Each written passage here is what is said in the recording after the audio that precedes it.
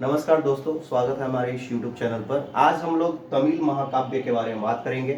5 तमिल महाकाव्य हैं जो पूछे जाते हैं आमतौर पर बहुत सारे एग्जाम्स में। इवन यूपीएससी तक में इससे जुड़ा हुआ सवाल पूछता है, तो सारे एग्जाम्स के लिए बहुत महत्वपूर्ण है। आइए स्टार्ट करते हैं। ये संगम युग के महाकाव्य हैं।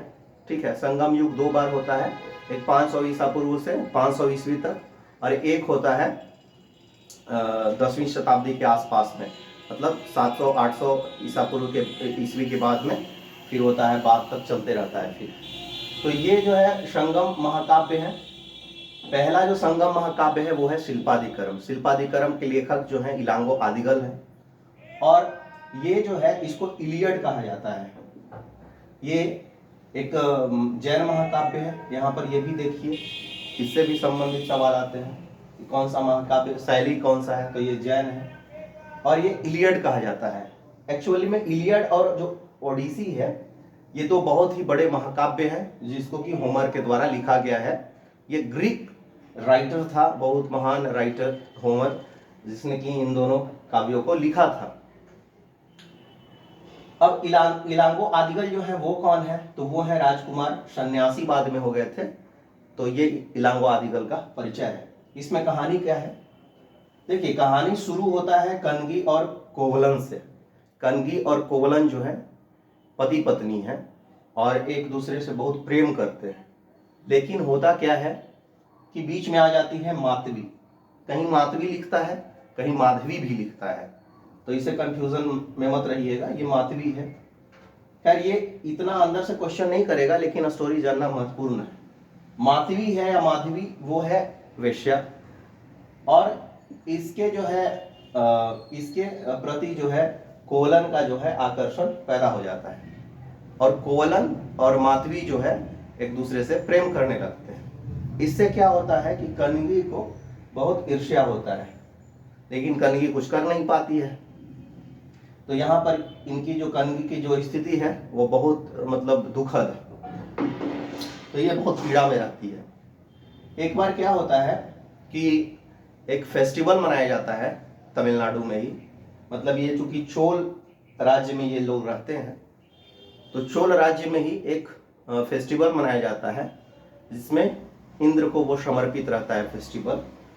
उसमें जो है दोनों जो है अपना गीत प्रस्तुत करते हैं, और दोनों का गीत में ये रहता है कि बिट्रे कर रहे हैं एक दूसरे को, या फिर अपने प्रेमी प्रेमिका को, इस तरह से रहता है।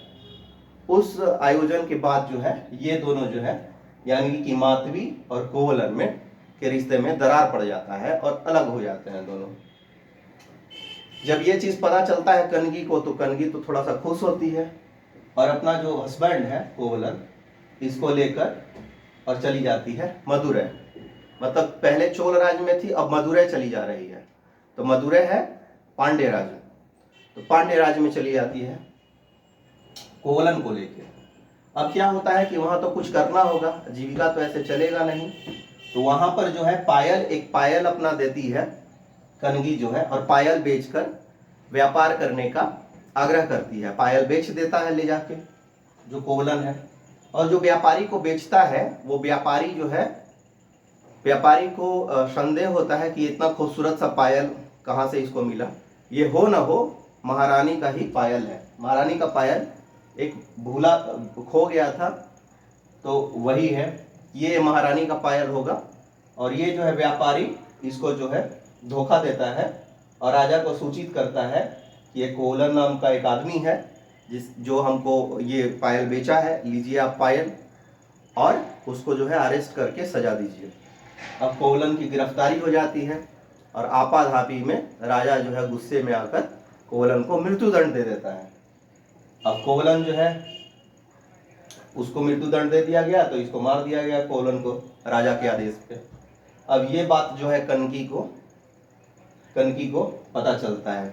अब कनगी जो है क्या करती है कि ये जाती है राजा के पास में, और अपना जो दूसरा जो बचा हुआ पायल था वो प्रस्तुत करती है। बोलती है कि ये दोनों पायल था और ये जोड़ा में था। तो राजा को तो बहुत मतलब एक तरह से बोल सकते हैं कि राजा को बहुत ही पीड़ा होता है ये जानकर कि भाई हम गलत आदमी को मार दिए। इसके बाद में क्या होता है कि कनगी जो है राजा को श्राप देती है, श्रापित करती है। श्राप के कुछ दिन के बाद में राजा का मृत्यु हो जाता है। इसके बाद में वो पूरे मदुरै शहर को श्राप देती है कि ये जो पूरा सोसाइटी है वो जलकर खाक हो जाए, और आग लगता है मदुरै में, और मदुरै भी स्वाहा हो जाता है। अब ये बात जो है ये पांड्य राज्य में ऐसा हो रहा है। अब ये बात जो है चेर राजा को पता चलता है। हालांकि बाद में जो है ये जो कनगी है इसको इंद्र आते हैं और इसको स्वर्गलोक में ले जाते हैं। बाद में जब चेर राजा सेन गुटवन को पता चलता है तो सेन गुटवन जो है बहुत प्रतापी राजा था, वो हिमालय आता है, यहाँ से पत्थर ले जाता है और कनगी को एक देवी के रूप में मान्यता देता है और उनका मूर्ति स्थापित करता है एक मंदिर में। और वो जो देवी है कनगी के ऊपर में पत्नी का पूजा भी होता है, अभी भी होता है।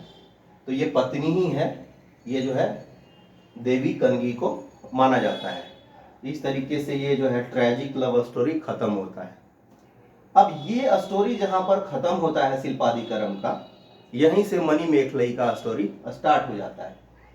जैसा कि हम लोग देखें कि मातवी और कोवलन जो है एक दूसरे के साथ में रिलेशनशिप में थे। तो मातवी है वो वेश्या थी, नृत्यांगना थी और वेश्या थी। अब ये जो है कोवलन और मातवी, इनसे एक बेटी पैदा होता है। जब कोवलन वहां से निकल जाता है तो एक बेटी पैदा होता है मातवी के शरीर से, और यही जो है मणिमेखलई है, जो मातवी की और कोवलन की जो बेटी है। ये जो है मणिमेखलई, ये मणिमेखलई महाकाव्य को शीतलय सतनार ने लिखा है और ये बौद्ध परंपरा का महाकाव्य है। तो याद रखना है शिल्पादिकरम का इलांगो आदिगल, मणिमेखलई का शीतलई सतनार। अब ये मणिमेखलई जो है इसको ओडिसी भी कहा जाता है। इसको बोला जाता है इलियड, इसको बोला जाता है ओडिसी। मतलब होमर ने जो ओडिसी लिखा था और किंग ओडेसियस की कहानी, आपने देखा होगा कि एक ट्रॉय का स्टोरी है जिसमें ओडेसियस को जो है धोखा दे के हरा दिया जाता है और ओडेसियस 12 साल के बाद अपने वापस राज्य में पहुंचता है, और फिर ये जो पूरा कहानी है उसका कमबैक का, वही स्टोरी जो है ओडिसी में है। और बहुत बहुत अच्छा स्टोरी है। दुनिया का जो सबसे अच्छा और खूबसूरत साहित्य में जो है ओडिसी का स्थान है। अब मणिमेखलई का स्टोरी में चलते हैं। तो ये जो कोवलर और जो मातवी की बेटी है मणिमेखलई, ठीक है, तो ये बहुत अच्छी नृत्यांगना है, खूबसूरत है देखने में। इसके प्रति जो है चोल राजा उदय कुमार का आकर्षण पैदा होता है और ये पीछे पड़ जाता है उदय कुमार की, हमसे शादी कर लो। और ये जो मणिमेखलई है ये महायान संप्रदाय से जुड़ी हुई है, तो नन भी है एक तरह की, मतलब बोल सकते हैं कि भिक्षुनी है, तो वो शादी तो कर नहीं सकती है, महायान संप्रदाय को जो डिवोटेड हो गई है। अब उदय कुमार जो है पीछे पड़ जाता है। तो एक टीचर है, बौद्धिस्ट है, उनका नाम है अरावना आदिकल। अरावना आदिकल क्या करते हैं कि मणिमेखलई को शिक्षा देते हैं, और मणिमेखलई शिक्षित होके और अपना जो है, हालांकि बोला जाता है कि मणिमेखलई भी आसक्त हो गई थी उदय कुमार के प्रति, तो महायान संप्रदाय से दूर जाने का उसको खतरा था, तो वो डर जाती है, सहम जाती है। तो अपना शिक्षक से वो राय लेती है, शिक्षक राय देते हैं। और एक परी है, बहुत सारी परियां हैं, वो भी इनको जो है मदद करते हैं। अब ये क्या होता है कि एक दिन उदय कुमार पीछे पड़ जाता है, अपहरण करने के हिसाब से भी पीछे पड़ता होगा। अब उदय कुमार पीछे पड़ता है तो परी क्या करती हैं कि एक अनजाने द्वीप पे इसको ले जाती है। राजा लेकिन फिर भी घोड़े से पीछा करता है, उसको भी कुछ आभास होता होगा कि इस दिशा में जा रही है, और राजा पीछे पड़ जाता है। और राजा जब पीछे पड़ता है तो परी लोग क्या करती है कि मणिमेखलई का पूरा जो गेटअप है, सेटअप है, जो भी मतलब शकल है, ये पूरा शरीर है, ये परिवर्तित कर देती है और इसको एक कटोरा दे देती है ताकि राजा जो है मणिमेखलई को पहचान न सके। अब जो है ये महिला बन गई है ठीक है ना।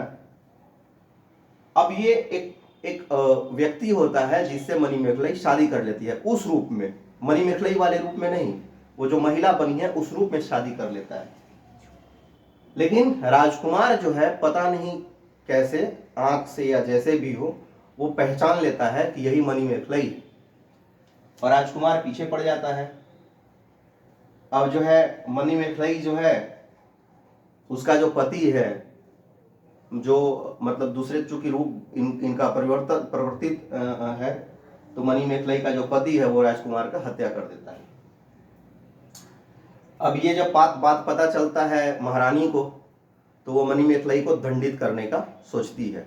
हालांकि मणिमेखलाई को वो दंडित नहीं कर पाती है, और बाद में जो है मणिमेखलाई निर्वाणा को प्राप्त होती है और पूरा अपना जीवन जो है बौद्ध धर्म को, महायान संप्रदाय को समर्पित कर देती है। तो ये भी एक ऐसा स्टोरी था जिसमें मतलब बोल सकते हैं कि ट्रेजिक लव स्टोरी ही है। एक व्यक्ति दूसरे को चाहता है, वो भी थोड़ा सा चाहती है, लेकिन अपना जो धर्म आ जा रहा है बीच में, और अपना जो भिक्षुनी वाला परंपरा का निर्वाह करना है, इसलिए वो भी कुछ नहीं कर पाती है, और पसोपेश में पड़ के और राजकुमार का हत्या भी हो जाता है। उसी तरीके से जैसे कि ऊपर में हम लोग देखे थे कि कोवलन का हत्या हो गया था। तो ये दो स्टोरी है, ये दोनों बहुत महत्वपूर्ण है। अब है तीसरा है, चौथा नहीं लिखे, 3 और 4, अच्छा ठीक है, ये 4 को देख लीजिए। तीसरा है वो है जीवक चिंतामणि। जीवक चिंतामणि जो है वो तिरुतक्का तेवर के द्वारा लिखा गया है। ये भी जैन साहित्य है। अच्छा, एक लिख दिए हैं, ये जो है 5वां है, वल्यापट्टी। वल्यापट्टी है, वो भी जैन साहित्य है। खैर हम लोग 4 को ही देखेंगे, 4 का स्टोरी देखेंगे, क्योंकि वल्यापट्टी का राइटर्स का पता नहीं है उसको लिखा हुआ। जीवक चिंतामणि तिरुका तेवर का जैन साहित्य है। इसमें क्या होता है कि एक कहानी जो शुरू होती है वो होती है कि एक राज्य पे हमला हुआ है, और राजा जो है अपने रानी को एक चैरियट पे, एक रथ पे, उड़ने वाला रथ है, ऐसा कहानी में है, उस पे बैठा के, और गर्भवती है रानी, और ये भगा देता है। हालांकि राजा जो है उस हमले में मारा जाता है। अब रानी जो है वो बाहर कहीं पे चली गई रथ से, और रानी का एक बेटा का जन्म होता है जिसका नाम है जीवक। इसी के ऊपर में कहानी है जीवक चिंतामणि। ये जो है जीवक जो है 36 कलाओं में निपुण है, और अनेकों शादियां करता है, अनेकों विवाह करता है जब बाहर में होता है तो, और बहुत खूबसूरत है, और अपना सेना जो है बनाता है, और वापस जो उसका पिताजी का जो साम्राज्य है उसके तरफ वापस आता है, और वापस आके वो जो वहाँ पर जो भी लोग जो है हमला करके काबिज थे, उनकी हत्या करता है और पुनः राज्य को प्राप्त करता है। लेकिन बाद में जो है वो संसार से मुंह उसका जो है टूट जाता है, बाद में जैन सन्यासी बन जाता है। तो ये था जीवक चिंतामणि, तिरुतक्का तेवर के द्वारा लिखा हुआ है। अब अंतिम में आते हैं कुंडलकेसी के बारे में। कुंडलकेसी जो है नत्था कुथानार के बारे में के द्वारा लिखा हुआ है। ये बौद्ध साहित्य है, ये भी बहुत अच्छा स्टोरी है इसका भी। कुंडलकेसी में क्या है कि कुंडलकेसी एक लड़की है, ठीक है। ये चूंकि स्पष्ट नहीं है, लेकिन ये बौद्ध नहीं है, ये हिंदू या जैन है। और बौद्ध बाइफर्केशन बहुत अच्छे तरीके से वहां पे बाइफर्केट किया जाता था कि ये कैरेक्टर जो है वो बौद्ध परंपरा को मानता है, हिंदू परंपरा को मानता है, या बौद्ध परंपरा को मानता है। इससे ये पता चलता है कि वहां पर धर्म को लेकर जो है कितना आसक्ति था। कुंडलकेसी एक लड़की है, एक बौद्ध अपराधी है जिसका नाम है कलन। कलन जो है, कलन भागा हुआ है, कोई किसी का हत्या कर दिया है और भगोड़ा है, और उसके पीछे जो है राजा के लोग लगे हुए हैं, गुप्तचर लगे हुए हैं पकड़ने के लिए। अब उसी दौरान कलन के संपर्क में आती है कुंडलकेसी, और इसको प्रेम हो जाता है कलन से। लेकिन कलन तो चूंकि भगोड़ा है, कलन बताता भी है कुंडलकेसी को कि हम तो भागे हुए हैं, मेरे ऊपर में हत्या का दोष है। तो कुंडल केसी जो है चूंकि धनी व्यापारी की बेटी है तो अपने पिताजी से बात करती है, पिताजी मान जाते हैं और बहुत भारी धन देकर और राजा के जो गुप्तचर हैं और जो लोग थे उनको मना लिया जाता है और इसकी सजा जो है, कलन की सजा जो है माफ करा ली जाती है। तो ये कलन जो है एक आम आदमी अब बन गया अपराधी से। अब क्या होता है कि कलन और कुंडल केशी का शादी होता है, लेकिन शादी के बाद में जो है खटपट स्टार्ट होता है, अच्छा नहीं चल पाता है गृहस्थी और दोनों एक दूसरे से घृणा कर देते हैं। उसी दौरान एक दिन बोल देती है कुंडल केशी कि तुम तो वही हो ना जो अपराधी थे, हत्यारे थे। ये बात जो है और जिसको हम छुड़ाए थे, ये बात जो है कलन को चुभ जाता है। कलन एक दिन जो है बहाना बनाकर उसको ले जाता है पहाड़ी की चोटी पे और पहाड़ी की चोटी पे ले जाके बोलता है कि आज तुम्हारा हम हत्या कर देंगे क्योंकि तुम हमको प्रताड़ित करती हो। अब ये बात जब सुनती है उसकी पत्नी जो कुंडल केसी है तो वो बोलती है कि देखो हत्या कर देना, लेकिन भगवान जैसे 3 वर देते हैं वैसे ही हमको तीन मेरा इच्छा जो है वो पूरा कर दो फिर करना। इसी बातचीत होते रहता है यही सब। उसमें क्या करती है कि पीछे जो है इसी दरमियान बात घुमा के पीछे चली जाती है कुंडल केसी और हिल टॉप है तो वहां से क्या करती है कि पैर से धक्का मार देती है कलन को। कलन जो है पहाड़ के चोटी से नीचे गिर जाता है और उसका मृत्यु हो जाता है।